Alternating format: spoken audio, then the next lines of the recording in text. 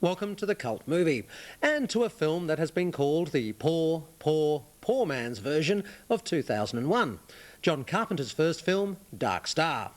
These days, Carpenter is best known for such films as Halloween and Escape from New York. Sadly, since then, he has not really kept up a consistent standard, although his most recent film, Vampires, starring James Woods, is a return to form. But back to 1975. Dark Star is set in the 21st century, with a bunch of ragtag astronauts on a spaceship whose job it is to blow up unstable planets to make colonisation possible. But like any group of people who've been stuck together for a long time, they're bored out of their tiny minds. Or in some cases, just out of their tiny minds.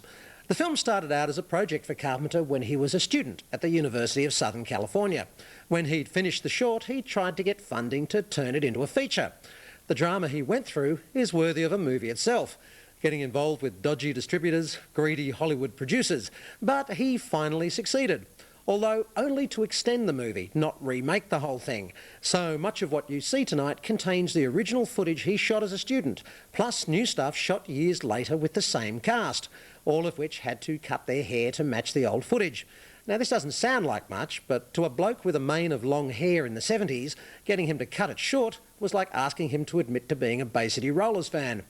The film still stands up today. Sure, it's cheap, the sets and special effects pale into comparison with today's computer graphics, but Carpenter lets you in on the joke.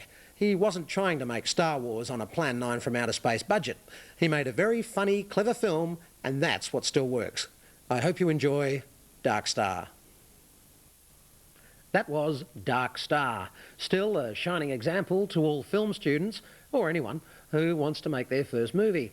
Next Saturday night, more science fiction, this time Japanese style, with the great giant monster movie, Gappa. But before that, on Monday night, a really good adult Spanish film called Susanna. I hope you can join me then.